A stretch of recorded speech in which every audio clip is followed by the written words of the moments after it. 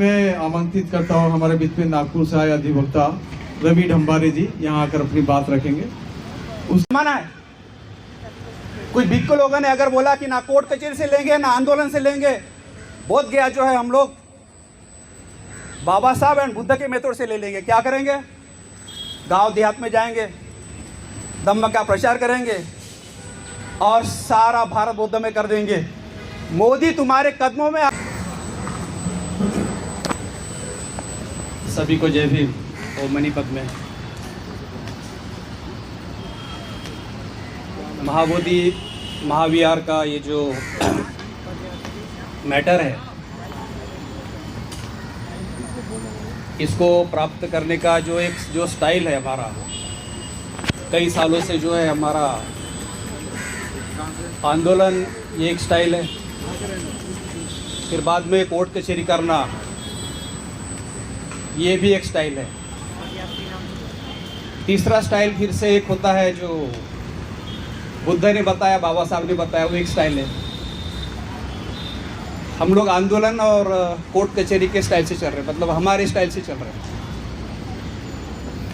बुद्ध और बाबा साहब के स्टाइल से नहीं चल रहे, वरना आंदोलन करने की और कोर्ट कचहरी करने की भी नौबत नहीं आती थी, क्योंकि मैं एडवोकेट हूँ। मैटर पेंडिंग है सुप्रीम कोर्ट ऑफ इंडिया में। जैसा मेरा नाम बताया, रवि सागर ढंबारे। सुप्रीम कोर्ट ऑफ इंडिया में जो पिटीशन डली हुई है, तो मेरा बेटा श्रेय ढंबारे, इन्हीं के मार्फत वो पिटीशन डली हुई है। तो श्रेय ढंबारे और नागपुर के एक शैलेश नारनवरे, भंते सुरेश साई जो है, इन्होंने 2012 में पिटीशन जो है दायर की थी। फिर कई साल के बाद 2018 में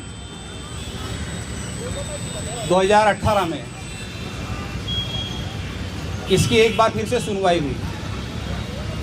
2012 के बाद 2013 में जो है, जो 4 और 1, मतलब 4 हिंदू और 4 बुद्धिस्ट, और जो एक जो अध्यक्ष है डीएम, तो वो क्लॉज उन्होंने हटाया।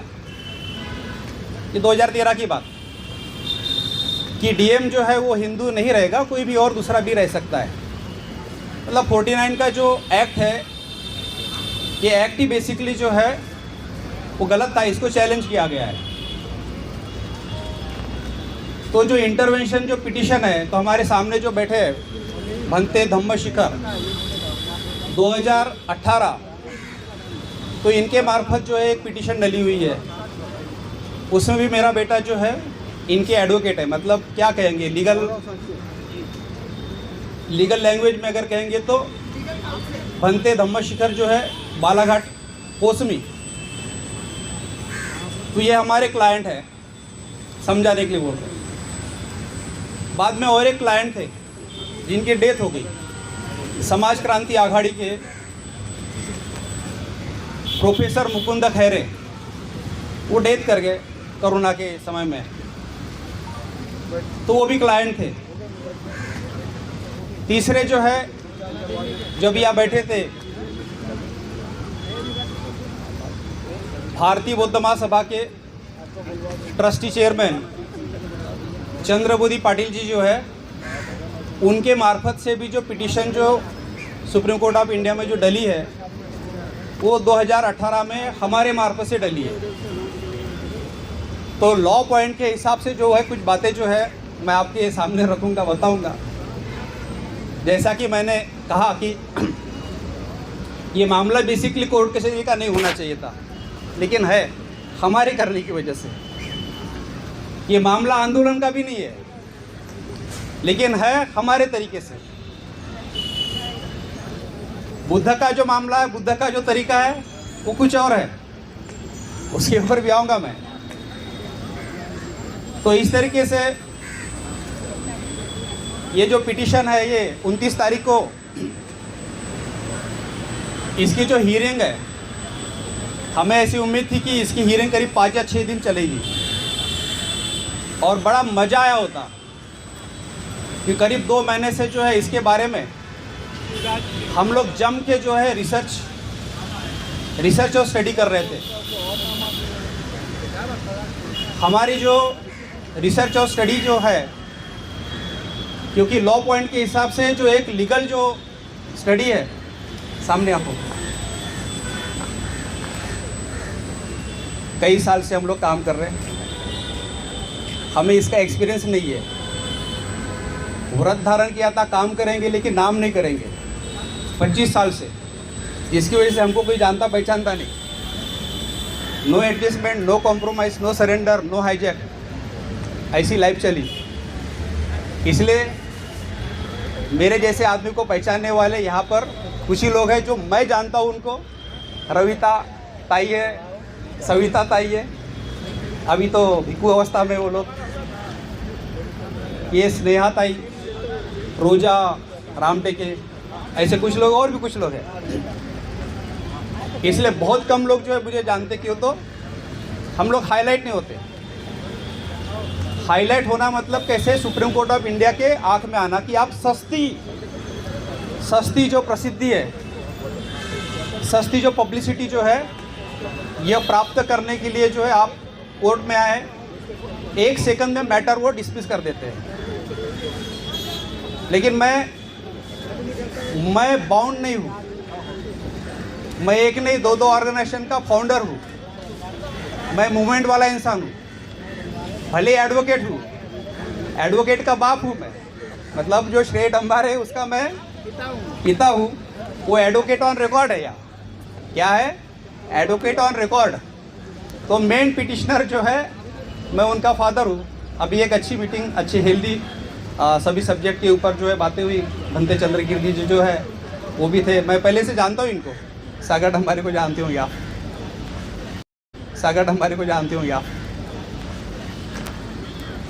तो मैं जो कह रहा था वो ये कि हमारी जो स्टडी जो थी, लॉ पॉइंट के हिसाब से, लीगल पॉइंट के हिसाब से बहुत ज़बरदस्त स्टडी थी।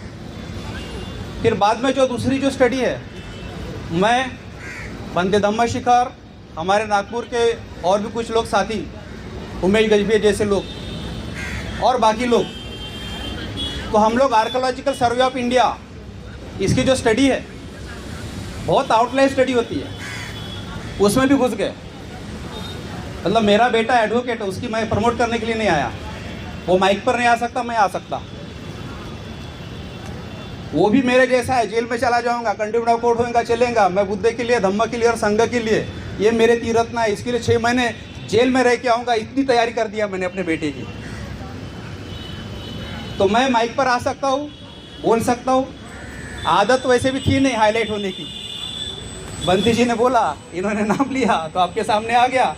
इसलिए लॉ पॉइंट के हिसाब से जो हमारी स्टडी हुई।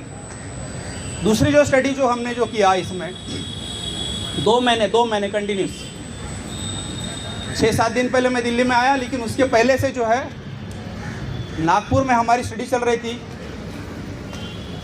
तो एक लॉ पॉइंट के हिसाब से स्टडी अच्छी हो गई और दूसरी आर्कोलॉजिकल सर्वे ऑफ इंडिया के मार्फत से हमारी स्टडी अच्छी हुई। लेकिन 2 पॉइंट में हमको ऐसा लगा कि हिंदुओं का क्या कहना है इस मामले में, और हमारे जो साहित्य त्रिपिटक, क्योंकि सुप्रीम कोर्ट ऑफ इंडिया के और ये जो सारे जो जजेस हैं, इन लोगों को बाबा साहब की थ्योरी नहीं चलती। रीडर्स एंड हिंदुइज्म में जो बाबा साहब ने इनकी जो पूंजी बजा के रखा ना, ये वगैरह रेफरेंस बाबा साहब की इनको नहीं चलते। इसलिए मेरे जैसे आदमी को त्रिपिटक में घुसना पड़ा। मतलब 2-4 दिन हम लोग जो है सारे के सारे पुराण खरीद के लाए, बनते धम्मशिखर ने, फिर हमने।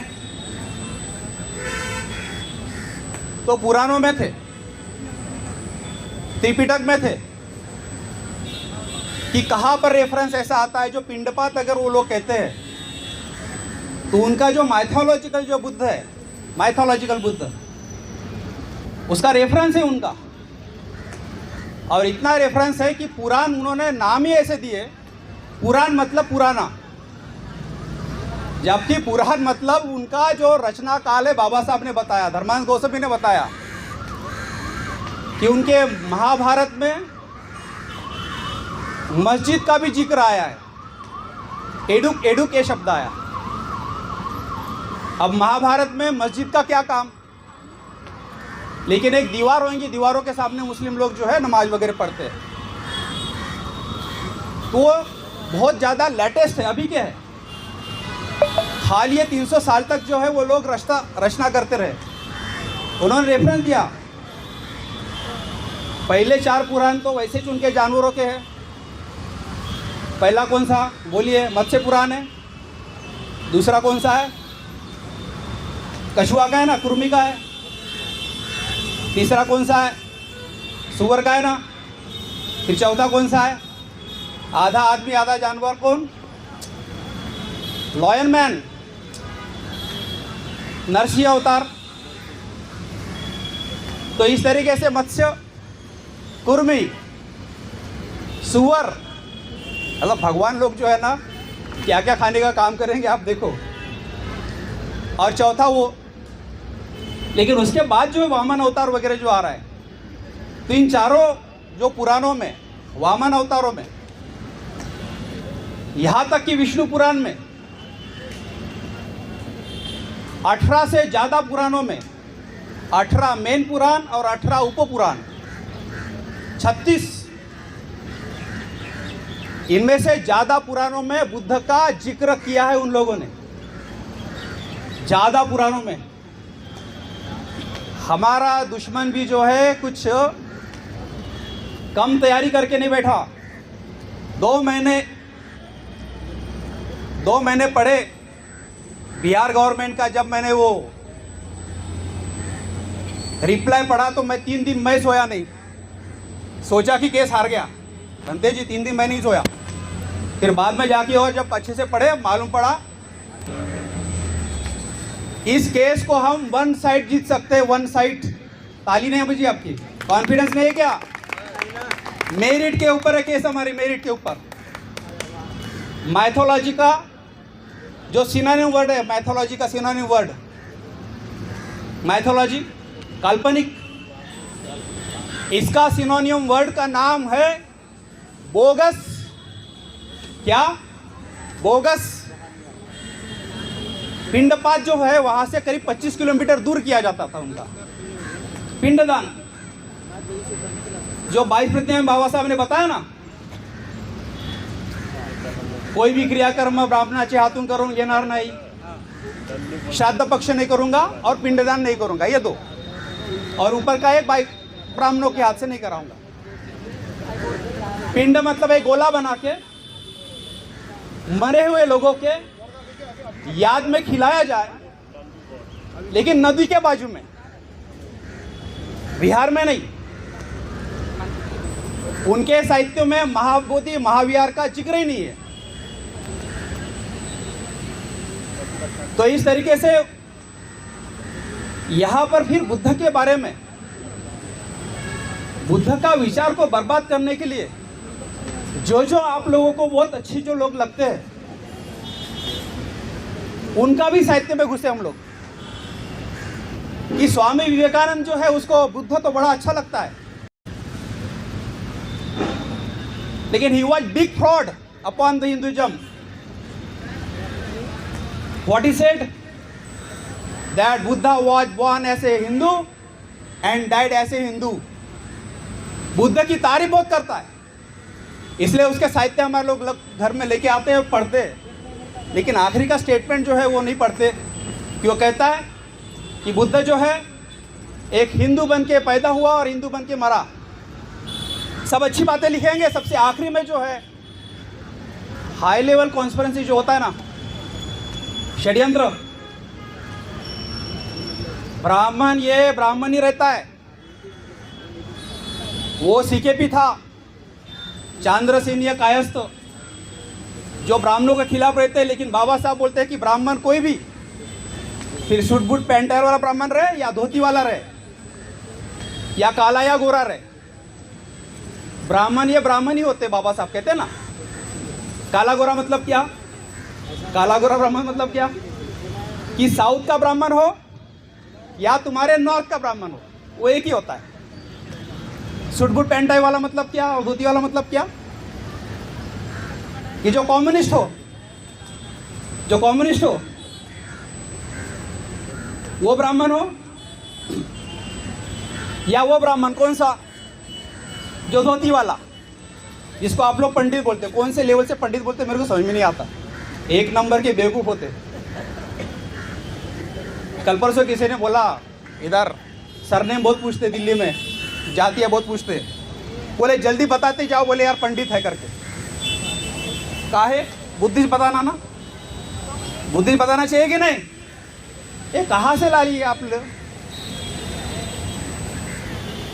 बाबा साहब ने आपको बहुजन बोला है, कब बोला बहुजन, कब बोला सर्वजन, कब बोला मूल निवासी, कब बोला नागवंशी, कब बोला दलित? 15 अक्टूबर का भाषण है बाबा साहब का, पहले दिन दीक्षा दिया, ऊपर की लाइन में बोला बाबा साहब ने, ऊपर की लाइन। सविता ताई क्या शब्द है बाबा साहब के? बौद्ध जन हो, भाइयों और बहनों कहते ना यहाँ से, बौद्ध जन हो, जन दिया शब्द बाबा साहब ने, बौद्ध जन। कहाँ बहुजन, कहाँ सर्वजन है? टर्मिनोलॉजी इधर से उधर ले जाते। मैं पंडित की बात बोल रहा था, इसलिए मैं थोड़ा सा इधर उधर चला गया। तो मैं बोला पंडित लोग जो है ये क्यों बताना, वो तो सबसे नीच जात होते हैं। क्यों? जो भीख मांग के खाते हैं वो ऊंची जाति हो सकती क्या? सोसाइटी में सबसे ज़्यादा डाउन रोडर, साफ सफाई कर्मचारियों से भी ज़्यादा, वो भी तो कमाई करके खाते ना। लेकिन ये लोग तो भीख मांग के खा रहे हैं कई सालों से। मुझे इसके बारे में बोलना नहीं था, मैं अपने विषय पर आ जाता हूँ, क्योंकि बोलने बैठता हूँ मैं, एक ऑर्गेनाइजेशन चलाता हूँ, कैडर कैंप लेता हूँ, ट्रेनिंग लेता हूँ, तो जिसकी वजह से बहुत ज़्यादा समय तक बोलने का ही है, मुद्दे पर बोलता हूँ। अच्छा ओके, ठीक है, 1-2 मिनट में ख़त्म करता हूँ। तो साथियों, इस तरीके से कुछ और रेफरेंस मिले कि पुराणों की रचना इसलिए की गई है, मतलब धर्मशास्त्र का इतिहास पीवी खाने में पुराणों का जो निर्माण ही इसलिए किया गया है कि जिसकी वजह से बुद्धिज्म नष्ट करे, उसमें वो सफल हो गए। पुराणों का निर्माण इसलिए किया गया था कि जैन धर्म भी नष्ट करे। पुराणों का निर्माण इसलिए किया गया था कि बुद्ध के समय में जो फिर से जो 63 पंथ थे, जो बचे खुचे थे 63 पंथ, उनको भी नष्ट करे, और इसमें ये लोग कामयाब हो गए। तो इस तरीके से हमारी जो केस जो है, हमारा जो मैटर है, ये मैटर जो हमारा मेरिट के ऊपर है, 29 तारीख से अगर ये मामला अगर चला और 4-5 दिन अगर मान लो हियरिंग होती है, तो सोर्स मटेरियल और स्टडी वगैरह जो है इतनी जम के हमने लेके बैठे हैं। कुछ बातें जानबूझ के मैं आपके सामने नहीं बोल रहा हूँ, क्योंकि वो स्ट्रेटेजिकल पॉइंट्स है, स्ट्रेटेजिकल पॉइंट्स है। लेकिन एक आपको हिंट देके जाता हूँ कि अगर मान लो अगर हम केस हार भी जाते हैं ना, केस हार भी जाते हैं तो हम केस जीतने वाले हैं। हमारे पिटीशन में ये हिडन है, वहां बोलेंगे, इधर लीक नहीं करना है। हमको ब्राह्मणों से ज्यादा खतरा नहीं, जितना खतरा हमारे लोगों से बन बैठा अभी। वानराच्या हातात कोली देणं बरोबर नसते। उस बंदर को नहीं मालूम था ना, हनुमान को, रावण ने कहा से ला इतना सोना, जला के राख दिए कर दिया। तो इसलिए बहुत से पॉइंट्स, बहुत से मुद्दे बहुत ज़बरदस्त है। कोर्ट कचहरी से हार जाने के बावजूद भी हम लोग जो यहाँ पर जो रिलीफ मिलाने वाले हैं, भला हो अनागारी धम्मपाल का राइट टू वर्शिप हमको प्राप्त कर दिया है। लेकिन राइट टू वर्शिप के बाद भी जो है कुछ जो अरेंजमेंट जो है इसी लॉ के मार्फत से आने वाला है। ये हो गई लॉ पॉइंट। लेकिन अभी कुछ बातें, 1 या 2 बातें बोल के छोड़ दूंगा, क्योंकि 5 बज गए ऐसा कहा उन्होंने। बाबा साहब आज के ज़माने में अगर यदि आज टाइम होते तो क्या करते बताइए?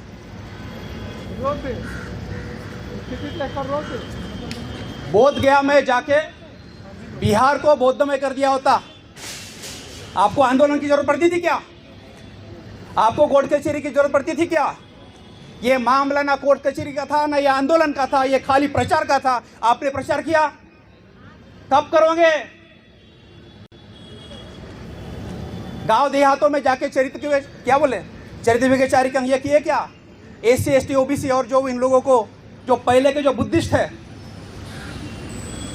उनका धर्मांतर धम्म दीक्षा का अगर आप प्रोग्राम अगर लगाते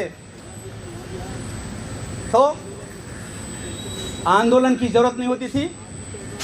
मैं आंदोलन को विरोध नहीं कर रहा हूं, समर्थन है मेरा, दर्ज कर लेना। अदरवाइज ये आदमी आया और क्या क्या बोल के गया ऐसा बोलोगे आप, ऐसा ना हो। बहुत अच्छा सर, बहुत अच्छा। ये बाबा साहब का तरीका भारत बाबा साहब ने बुद्ध में कर दिया होता। अगर बुद्ध होते तो क्या करते? भारत नहीं विश्व को बौद्ध में कर दिया रहता। ना बजेगा बांस, क्या बोलेंगे, ना रहेगा बांस, ना बजेंगी बांसुरी। काहे वहां पर अभी 3-4 महीने के बाद इलेक्शन की हम चिंता करते हो? खाली 4 दिन, खाली 1 मिनट में खत्म हो रहा। मंत्री मोबाइल का जमाना है। कुछ भिक्कू लोगों ने अगर बोला कि ना कोर्ट कचहरी से लेंगे ना आंदोलन से लेंगे, बोध गया जो है हम लोग बाबा साहब एंड बुद्ध के मेथड से ले लेंगे। क्या करेंगे? गांव देहात में जाएंगे, धम्म का प्रचार करेंगे और सारा भारत बौद्ध में कर देंगे। मोदी तुम्हारे कदमों में आके, नीतीश कुमार तुम्हारे कदमों में आके बोलेंगे अरे भैया इनको ये बोध गया मांग रहे, दे दो। अदरवाइज पूरे भारत के जो बिहार है, भारत के पूरे मंदिर जो है अपने जाने वाले इनके हाथ में। ये बुद्ध एंड बाबा साहब का जो है फॉर्मूला ये बता रहा हूं मैं। 84,000 खाली खाली खाली खाली एक धमकी दे दो ना भैया, लेकिन करेंगे। मेरा यही कहना है कि अगर मान लो बोध गया अगर आपके हाथ में अगर मिल भी जाए, कोई गारंटी दो मुझे 1 या 2 साल में आप बिहार को बौद्ध में कर दोगे। मामला तो फिर से खड़ा का खड़ा। इसलिए ये जो तरीके हैं कोर्ट के, आंदोलन के और बाबा साहब के, सभी तरीकों से हमने काम करना चाहिए। मैं बात बोलता हूं तो बुद्ध एंड बाबा साहब की टोटल सॉल्यूशन की बात बोलता हूं। अदरवाइज मैं कोई इधर उधर की अपनी बात जो है कभी भी नहीं बोलता हूं। एक ही वाक्य बोलूंगा, शायद 10 सेकंड में एक वाक्य खत्म होता है। कि जो मैं बात बोलता हूं वो बुद्ध एंड बाबा साहब की बात बोलता हूं और कोट करता हूं बाबू हरिदास आवड़े को, what I will speak not what I will speak, that what lord Buddha and doctor Baba Saheb Ambedkar spoke. No power in this world can resist me from speaking the language of Buddha and Baba Saheb. समझ में आया कि मैं जो भी बोलूँगा वो मैं अपनी बात नहीं बोलूँगा। मैं जो भी बोलूँगा जो बुद्ध ने पहले बोल दिए हैं, जो बाबा साहब ने बोल दिए है, उसी को कहूँगा। और बुद्ध और बाबा साहब की ये बात बोलने से मुझे दुनिया की कोई भी ताकत रोक नहीं सकती। इतना बोलता हूँ, यहीं पर रुकता हूँ। जय भीम, जय प्रबुद्ध विश्व, ओम मणि पद्मे।